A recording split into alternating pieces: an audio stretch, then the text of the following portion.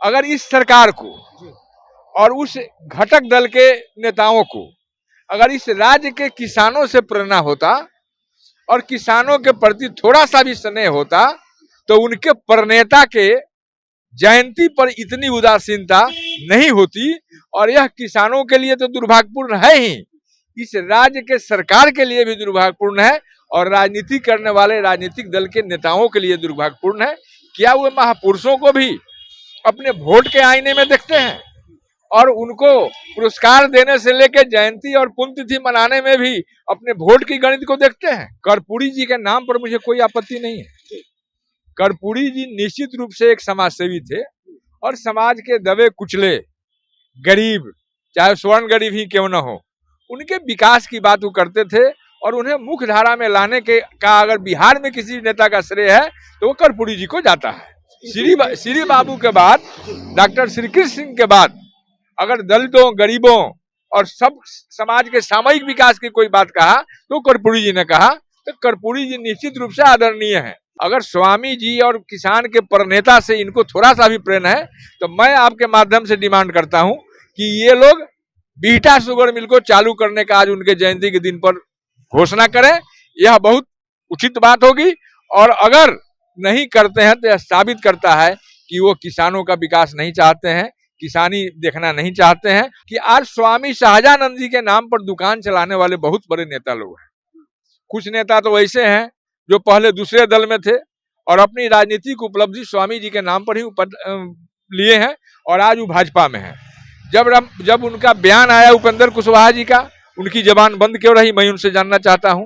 दूसरे लोग भी स्वामी जी के नाम पर राजनीतिक दुकान चलाते हैं राजनीति साधने के लिए, वो भी इस पर नहीं बोले। और निश्चित रूप से आदरणीय सीपी ठाकुर जी, रामकृपाल यादव जी जब सांसद थे तो लोकसभा में उन्होंने प्रश्न किया था कि बिहटा में स्वामी जी के नाम को ध्यान में रख करके यहाँ एयरपोर्ट का नाम होना चाहिए। नमस्कार, आप देख रहे हैं चौकस भारत और मैं ब्रजेंद्र। आज 22 फरवरी है और अगर सीधा कहें तो आज ही के दिन किसानों के प्रणेता कहे जाने वाले स्वामी सहजानंद सरस्वती का जन्म भी हुआ था। ऐतिहासिक महत्व है।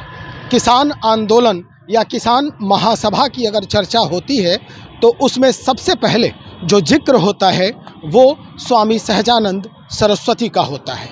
हालांकि जन्मस्थली गाजीपुर उत्तर प्रदेश था, लेकिन कर्मस्थली बिहार और खासकर बिहार के यानी पटना के सटे जो शहर है बिहटा, वहाँ उनका कर्म स्थली हुआ करता था। कई संदर्भों में आज हम चर्चा करने वाले हैं स्वामी सहजानंद सरस्वती की, और इसी संदर्भ में चर्चा को आगे बढ़ाने के लिए आज हमारे साथ कई लोग जुड़े हुए हैं। सबसे पहले हम बात करते हैं, हमारे साथ डॉक्टर कमलदेव नारायण शुक्ल जी हैं, कांग्रेस के वरीय नेता हैं और श्री कृष्ण सिंह विचार मंच के अध्यक्ष भी हैं। आज इन्हीं से हम सबसे पहले शुरुआत करते हैं।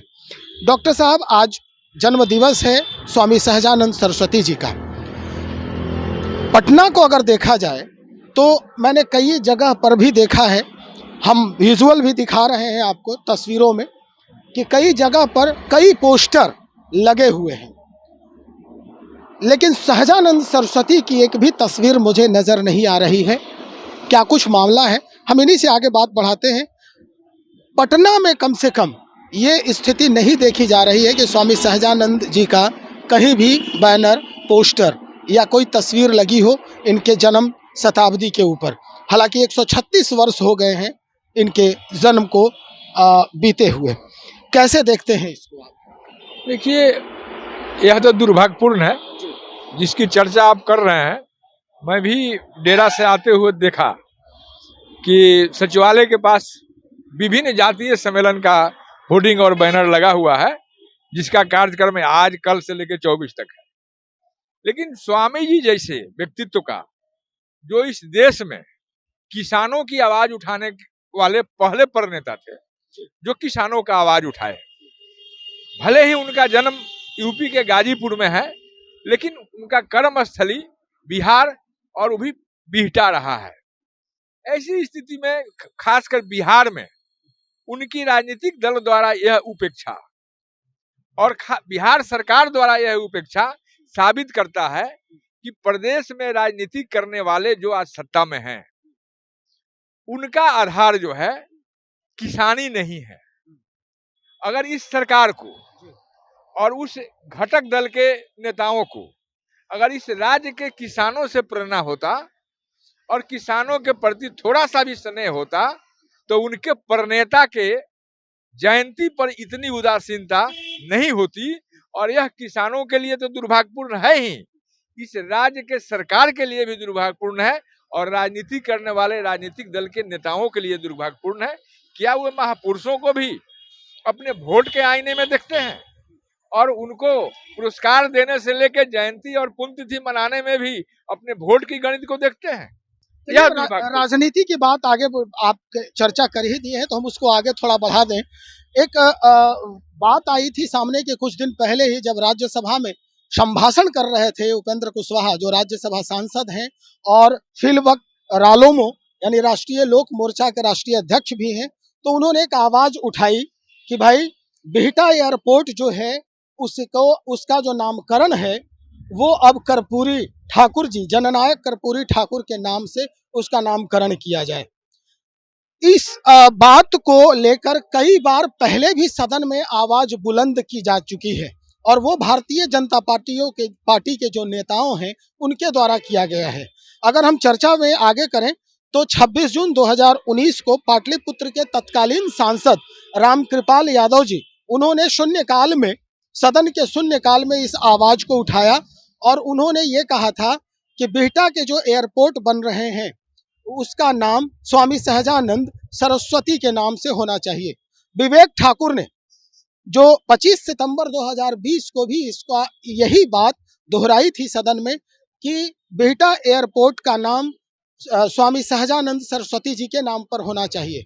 उन्होंने एक पत्र भी जारी किया था और हम पत्र आपको दिखा रहे हैं, वो लेटर जरा देखिए कि विवेक ठाकुर ने नागरिक उड्डयन मंत्री जो तत्कालीन थे हरदीप सिंह, उनका नाम था हरदीप सिंह पुरी, उनको उन्होंने लिखा था और क्या कुछ उसमें चर्चा है जरा हम दिखा रहे हैं, स्क्रॉल करके उसको जरा देखें आप कि क्या कहा था विवेक ठाकुर ने, कैसे उसको चर्चा की थी। तो आपने देखा कि किस तरह से ये चर्चाएं पहले भी चल चुकी है और फिर से 2021 में 14 दिसंबर 2021 में भी इसकी चर्चा रामकृपाल यादव के द्वारा ही किया गया था सदन में कि उसका नाम यानी बिहटा एयरपोर्ट का नाम कर्पूरी इनके नाम से, स्वामी सहजानंद सरस्वती जी के नाम से हो।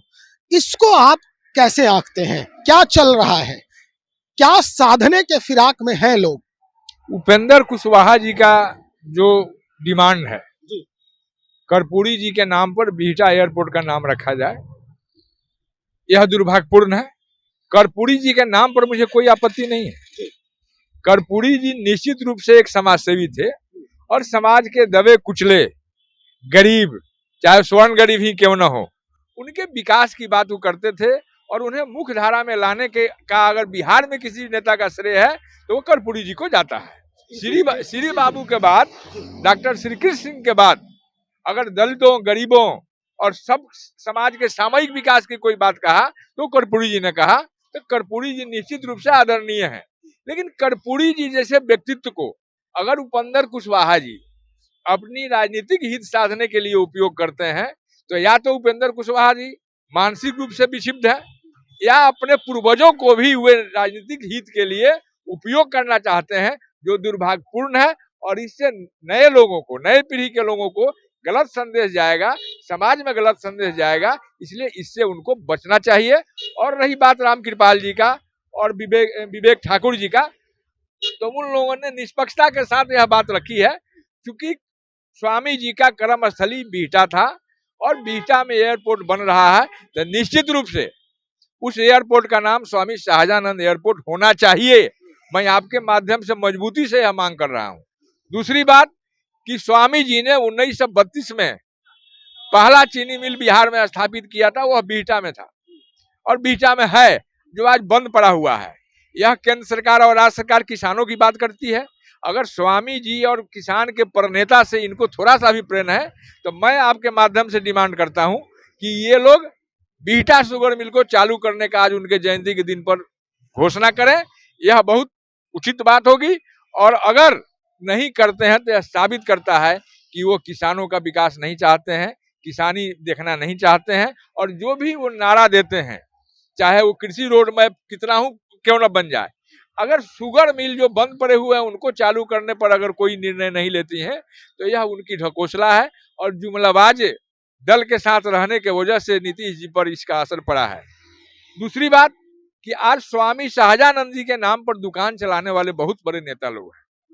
कुछ नेता तो ऐसे हैं जो पहले दूसरे दल में थे और अपनी राजनीतिक उपलब्धि स्वामी जी के नाम पर ही लिए हैं और आज वो भाजपा में है। जब उनका बयान आया उपेंद्र कुशवाहा जी का, उनकी जबान बंद क्यों रही, मैं उनसे जानना चाहता हूं। दूसरे लोग भी स्वामी जी के नाम पर राजनीतिक दुकान चलाते हैं राजनीति साधने के लिए, वो भी इस पर नहीं बोले। और आज के जयंती में कहीं उनका होर्डिंग नहीं होना और सरकार द्वारा भी उनकी जयंती नहीं मनाना दुर्भाग्यपूर्ण है। अब रही बात पूर्वजों की, तो श्री बाबू इस राज्य के सबसे बड़े नेता थे जो कम साधन में भी इस राज्य को हर क्षेत्र में विकसित करने का काम किया, विकास की गति को दिया। और सच में कहा जाए तो इस राज्य के लिए विकास पुरुष डॉक्टर श्री कृष्ण सिंह थे। और उनके भारत रत्न के नाम पर अगर यह राज्य सरकार कहती है कि मैं डाटा तैयार कर रहा हूं, यह दुर्भाग्यपूर्ण है। राज्य सरकार को मैं आपके माध्यम से मांग करता हूं कि राज्य सरकार को शीघ्र प्रस्ताव भेजना चाहिए केंद्र सरकार को डॉक्टर श्री कृष्ण सिंह को भारत रत्न देने के लिए। दूसरी तरफ एक पार्टी के बड़े नेता हैं जो राज्यसभा के सांसद भी हैं, मैं इस बार बजट भाषण में उनका भाषण सुन रहा था। उन्होंने निश्चित रूप से बिहार के बारे में बहुत सारी बातें रखी जो पॉजिटिव थी और विकास से जुड़ा हुआ था। उन्होंने पटना विश्वविद्यालय को भी केंद्रीय विश्वविद्यालय बनाने का नाम रखा, लेकिन श्री बाबू की जयंती मनाकर अपना पीठ थपथपाते हैं। लेकिन एक बार भी मैंने नहीं सुना उनके भाषणों में कि डॉक्टर श्री कृष्ण सिंह को भारत रत्न देने की मांग उन्होंने उठाया है। ऐसे नेताओं को, अपने पूर्वजों को अपने निजी स्वार्थ के लिए, राजनीतिक लाभ के लिए जातीय बंधन में बांधने से लेकर इस ढंग के कृत करने से परहेज करना चाहिए। यही समाज चाहता है और समाज के लिए सही दिशा यही होगी। तो चलिए बातचीत आगे बढ़ाते हैं। हमारे साथ विनोद शर्मा जी हैं, भारतीय जनता पार्टी के वरीय नेता भी हैं और इन्हीं से हम कुछ और बातें जानते हैं। हालांकि स्वामी सहजानंद सरस्वती जी का एक नारा भी था। उन्होंने कहा था कि जो अन्न वस्त्र उपजाएगा अब सो कानून बनाएगा, ये भारतवर्ष उसी का है, अब शासन वही चलाएगा। लेकिन जो स्थिति है, क्या कुछ है, हम बात को आगे बढ़ाते हैं। सर, सबसे बड़ी बात कि आज जयंती है सहजानंद सरस्वती जी की। अगर बिहार के राजनीतिक गलियारों में देखा जाए तो एक भी बैनर पोस्टर अभी तक नज़र नहीं आया है। दूसरी बात ये कि बिहटा एयरपोर्ट का नाम कर्पूरी जी के नाम पर उपेंद्र कुशवाहा ने राज्यसभा में कहा। भारतीय जनता पार्टी के ही बड़े बड़े जो नेता हैं उन्होंने बहुत पहले ही ये कहा कि स्वामी सहजानंद सरस्वती के नाम पर इस एयरपोर्ट का नाम होना चाहिए। घटक दल में है उपेंद्र कुशवाहा, एनडीए में है और भारतीय जनता पार्टी के लोग किसी और का नाम आगे बढ़ाते हैं एयरपोर्ट के नाम के लिए और उपेंद्र कुशवाहा किसी और का नाम आगे बढ़ा रहे हैं। कैसे देखते हैं इसको? देखिए, स्वामी सहजानंद सरस्वती जी किसानों के नेता थे और उन्हें लोग गरीबों का गांधी और दलितों का स्वामी, बड़े बड़े लोग उपाधि दिए थे कि दलितों का स्वामी है, गरीबों का गांधी है। और निश्चित रूप से क्रांतिकारी किसान नेता थे जिन्होंने बढ़ चढ़ किसानों की लड़ाई के लिए लड़ाई लड़ी और जमींदारी प्रथा का उन्मूलन श्री बाबू के माध्यम से करवाया। और निश्चित रूप से किसानों के हित में जितने हैं, जाति धर्म से ऊपर उठकर उन्होंने बहुत लंबी लड़ाई लड़ी। जमींदारों ने उन्हें प्रताड़ित किया, उन पर लाठियां चलाई, वो पीटे भी गए लेकिन वो हार नहीं माने। और सबसे बड़ी बात है कि बिहटा से ही उन्होंने अपनी कर्मस्थली बनाई थी। गाजीपुर के रहने वाले यूपी के जरूर थे, लेकिन बिहार के बिहटा पालीगंज को उन्होंने चुना और यहाँ पर जमींदारों ने, उन्हीं के जाति के जमींदारों ने उनको प्रताड़ित किया।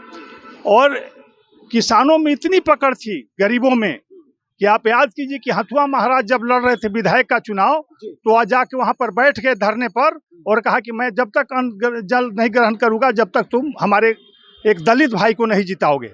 और वहाँ स्वामी जी के आह्वान पर हथुआ महाराज को वहाँ के गरीबों ने, किसानों ने हराने का काम किया। वो थे स्वामी सहजानंद। उन पर अमेरिका में शोध चला लगातार, अभी हाल तक अमेरिका में शोध हो रहा था।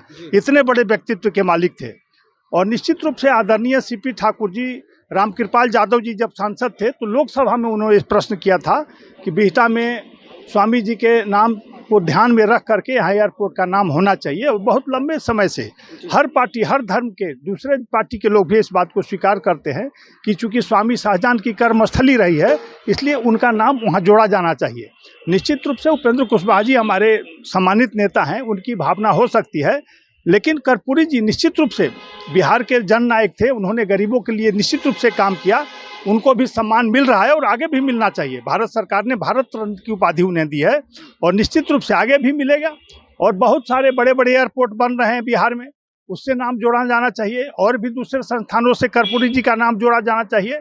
लेकिन वाजिब यही होता कि स्वामी जी को उनको हक देता मिलता, इज्जत मिलता। हमारे आदरणीय नीतीश कुमार जी ने भी पटना में स्वामी शाहजानंद सरस्वती की मूर्ति लगाए, उनके नाम पर पार्क किया और उन्हें सम्मान देने का काम किया। लेकिन चूंकि कर्मस्थली बिहटा थी, इसलिए लोगों का कहना है कि अगर उन्हें का नाम पर एयरपोर्ट होगा तो ज़्यादा प्रासंगिक होगा। चलिए, प्रासंगिकता की तो बात है, लेकिन उपेंद्र कुशवाहा आखिर चाहते क्या हैं? क्या उनके जहन में चल रहा है? एक तो ये समीकरण जो है, चूंकि विधानसभा चुनाव भी है, बहुत नज़दीक है, और क्या ये समीकरण साधने का एक प्रयास है, एक कोशिश की जा रही है कि हम इस तरह से करें ताकि जो वोट है, अगर कहा जाता है बहुत पहले से जो राजनीतिक पुरोधा है वो कहते हैं कि बिहार की जो राजनीति है वो अनुसूचित जाति, अनुसूचित जनजाति के धुरी पर ही केंद्रित होती है, घूमते नजर आती है। तो क्या उपेंद्र कुशवाहा भी इसका लिवरेज लेना चाहते हैं? देखिए, पहले ही मैंने कहा कि हमारे यशस्वी प्रधानमंत्री नरेंद्र मोदी जी ने आदरणीय कर्पूरी जी को सबसे बड़ा अवार्ड दिया, सबसे बड़ा भारत रत्न देने का काम किया, जिससे बिहार की जनता काफ़ी खुश है। गरीब हो, दलित हो, हर जाति वर्ग के लोग खुश हैं और सब ने उसका स्वागत किया है। और निश्चित रूप से जिनके लिए मांग हो रही है, उन्हें बड़े बड़े लोग, माने विनोबा भावे जी जैसे लोग, बड़े बड़े माने जितने बड़े लोग थे उस समय, उन्होंने गरीबों का गांधी कहा, दलितों का स्वामी कहा और दलितों की लड़ाई लड़ी उन्होंने, गरीबों की, कोई जाति की लड़ाई नहीं लड़ी स्वामी शाहजानंद ने। इसलिए यह कहना कि उपेंद्र कुशवाहा जी क्या चाहते हैं तो वो जानते होंगे, लेकिन निश्चित रूप से सब लोगों की इच्छा है कि स्वामी जी को सम्मान मिलना चाहिए। उपेंद्र कुशवाहा जी ठीक है, अपनी बात रख रहे हैं और भारत सरकार ने सम्मान दिया है कर्पूरी जी को, इस बात का सबको ख्याल है। तो ये थे हमारे साथ भारतीय जनता पार्टी के वरीय नेता विनोद शर्मा जी, जिन्होंने अपनी अभिव्यक्ति जो है कि क्या कुछ होना चाहिए, किस तरह से उसका नामकरण होना चाहिए, और जो नेता कर्पूरी ठाकुर के नाम पर उस एयरपोर्ट का नाम रखना चाहते हैं या मांग कर रहे हैं भारत सरकार से, दरअसल इसके पीछे क्या कुछ हो सकता है, क्या जनता चाहती है और पहले से क्या कुछ डिमांड किए जा रहे हैं। तो चलिए, इस बात को हम और आगे बढ़ाएंगे। हमारी कोशिश होगी कि कुछ और लोग से हम बातचीत करें और उसके बाद फिर हम आपके समक्ष हाजिर हों। तब तक इंतज़ार करें, बने रहें हमारे साथ। बहुत शुक्रिया।